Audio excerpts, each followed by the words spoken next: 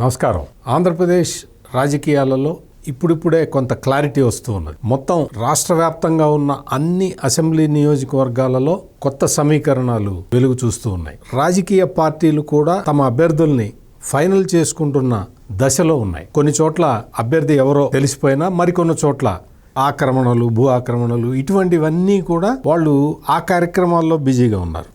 మొత్తం ఎర్రమట్టి mafia, mining mafia ఇవన్నీ కూడా విపరీతంగా జరుగుతూ ఉన్నాయి. ఇదంతా కూడా మొత్తం కాటసాని రాంభూపాల్ రెడ్డి మనుషులే చేస్తున్నారనేది నిర్వివాదాంశం. ఇక్కడంతా కూడా మొత్తం ఈ వైసీపీ గ్యాంగులు ఎక్కడికక్కడ సెగ్రిగేట్ అయిపోయి మొత్తం నియోజకవర్గం మొత్తం విస్తరించుకొని ఉన్నాయి.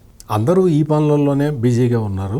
రైతులకు కావాల్సిన నీళ్ళు ఇవ్వటం లేదు, చాలా గ్రామాల్లో ఉన్న తాగునీటి సమస్యని తీర్చటం, ఇటువంటి పనులు మాత్రం వీళ్ళెవరూ చేయటంలే. మొత్తం అసలు ఇక్కడి నుంచి చాలామంది వీళ్ళ బాధలు తట్టుకోలేక, ఒకటి రెండోది ఏంటంటే అక్కడ జీవనోపాధి లేక, నీళ్లు లేకపోతే ఇంకా జీవనోపాధి ఉండదు కదా, అది లేక ఇక్కడి నుంచి వలస వెళ్ళిపోతూ ఉన్నారు. ఈ వలసలు ఆపటానికి ఇవన్నీ కూడా చాలా రకరకాల ప్రాజెక్టులు టేకప్ చేశారు గతంలో. అయితే ఆ ప్రాజెక్టులన్నీ కూడా అర్ధంతరంగా ఆగిపోయి ఉన్నాయి. ఆర్డిఎస్ కుడికాలువ ప్రాజెక్టు కింద గతంలో పనులు చేపట్టారు, అవన్నీ కూడా ఇప్పుడు ఆపేశారు. అదేవిధంగా వేదావతి ప్రాజెక్టు ఆలూరు, ఆదోని నియోజకవర్గాలకి చాలా ఉపయుక్తంగా ఉంటుంది, కానీ ఈ వేదావతి ప్రాజెక్టును కూడా ఆపేశారు.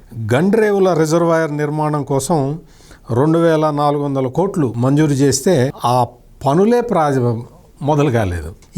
ఇదే విధంగా హంద్రీ నీవా నీళ్లను తీసుకొచ్చి డోన్, పత్తికొండ నియోజకవర్గాల్లో 68 చెరువులు నింపాలి అని గతంలో తెలుగుదేశం ప్రభుత్వం నిర్ణయించింది. అవి ఎత్తిపోతల పథకం ఆ సెక్టార్లో వస్తాయి. ఆ పనులన్నీ కూడా 70% పనులు పూర్తి అయిపోయినాయి, కానీ ఆ మిగిలిన 30% పనులు పూర్తి చేయకుండా ఆపేశారు. ఇది ఆర్థిక మంత్రి బుగ్గన రాజేంద్రనాథ్ రెడ్డి కూడా ఉపయోగపడే ప్రాజెక్టులు ఇవన్నీ. వీటన్నిటినీ కూడా ఆపేశారు, అసలు వాటి ఊసే లేదు. ఈ విధంగా మొత్తం ఓరవకల్లు మండలం మల్లికార్జున రిజర్వాయర్ గతంలో తెలుగుదేశం ప్రభుత్వం మంజూరు చేసింది, కానీ దాన్ని వీళ్ళు టేకప్ చేయలేదు. ఈ విధంగా మొత్తం సాగునీటి, తాగునీటి ప్రాజెక్టుల మీద జగన్మోహన్ రెడ్డి ప్రభుత్వం ఒక్క పైసా కూడా ఖర్చు చేయలేదు. ఖర్చు చేయకపోవటమే కాదు, అసలు గత ప్రభుత్వం ఇచ్చిన ఆ పనులను కూడా కంటిన్యూ చేయలేదు. ఈ విధంగా మొత్తం పాణ్యం నియోజకవర్గం మొత్తం కూడా నీటి ఎద్దడితోటి అల్లాడుతూ ఉన్నది. అక్కడి నుంచి రైతులు కానీ, రైతు కూలీలు కానీ ఎంతో ఇబ్బంది పడుతున్నారు. చాలామంది వలస వెళ్ళిపోతూ ఉన్నారు. ఎవరు వలస వెళ్ళిపోయినా, ఎవరు ఏమైనా, ఎవరు ఎంత నష్టపోయినా, మా ఎర్రమట్టి, మా మైనింగ్ మాఫియా మాత్రం చక్కగా పనిచేస్తుంది అని వాళ్ళు చెప్తూ ఉన్నారు. అదేవిధంగా ఇక్కడంతా కూడా ఈ మాఫియా గ్యాంగులే పనిచేసే పరిస్థితి ఉంది.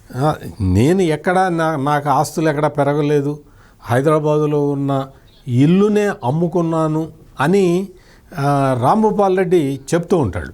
మొత్తం రాంభూపాల్ రెడ్డి అండ్ నాకున్న ఆస్తుల్ని నేను అమ్ముకుంటున్నాను, నాకేమీ ఎటువంటి ప్రయోజనం ఉండట్లేదు, నా మీద నేను ఆ ల్యాండ్ కబ్జా పెట్టాను, ఈ ల్యాండ్ కబ్జా పెట్టానని చెప్పి అందరూ ఆరోపిస్తుంటారు. కానీ ఆ ల్యాండ్లు ఎక్కడున్నాయో చెప్పమనండి, నేను వాళ్ళకే ఇచ్చేస్తాను అని సవాల్ చేస్తుంటాడు. కానీ అక్కడ జరుగుతున్న పరిస్థితి మాత్రం అందుకు విరుద్ధంగా కనపడుతున్నది.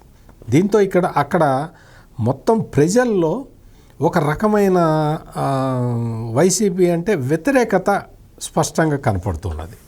అయితే ఈ వైసీపీ మీద వస్తున్న ఈ వ్యతిరేకతని తెలుగుదేశం ఏ విధంగా ఎన్కాష్ చేసుకుంటుంది అనేది మాత్రం ప్రస్తుతానికైతే కొంచెం సస్పెన్స్గానే ఉంది.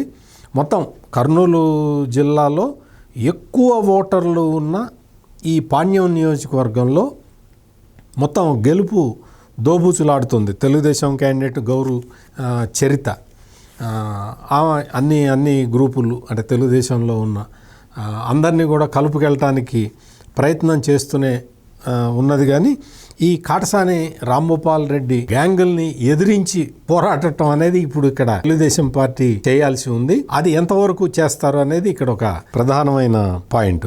ఇందులో ఇక్కడ ఉన్న ఓటర్లు కూడా చాలామంది బడుగు బలహీన వర్గాలకు చెందిన వాళ్ళందరూ కూడా ప్రస్తుతం రాంభూపాల్ రెడ్డి అంటే కొంచెం ఆగ్రహంగా ఉన్నారు. వాళ్ళని ఎంతవరకు తెలుగుదేశం పార్టీ ఆకర్షించగలుగుతుంది అనే దాని మీద ఆధారపడి ఇక్కడ తెలుగుదేశం విజయం ఉంటుంది. ఈ విధమైన పరిస్థితుల్లో మనమైతే పాణ్యం నియోజకవర్గాన్ని ఒక కీన్ కాంటెస్ట్ నియోజకవర్గంగా దీన్ని ఒక అంచనా వేసుకోవచ్చు. ఇక్కడ ఈసారి ఎన్నికల్లో ఎవరు గెలిచినా కానీ చాలా స్వల్ప మెజారిటీతో మాత్రమే బయటపడటానికి అవకాశం ఉంటుంది. మొత్తం రాష్ట్ర వ్యాప్తంగా ఉన్న యాంటీ ఇన్కంబెన్సీ కనుక ఎక్కువ ప్రభావం చూపిస్తే పాణ్యం నియోజకవర్గంలో ఈసారి కాటసాని రాంభూపాల్ రెడ్డి ఓడిపోవటానికి అవకాశం ఉంది. ఇదే విధమైన మరొక నియోజకవర్గాన్ని మనం విశ్లేషించుకుంటూ మళ్ళీ కలుద్దాం. నమస్కారం.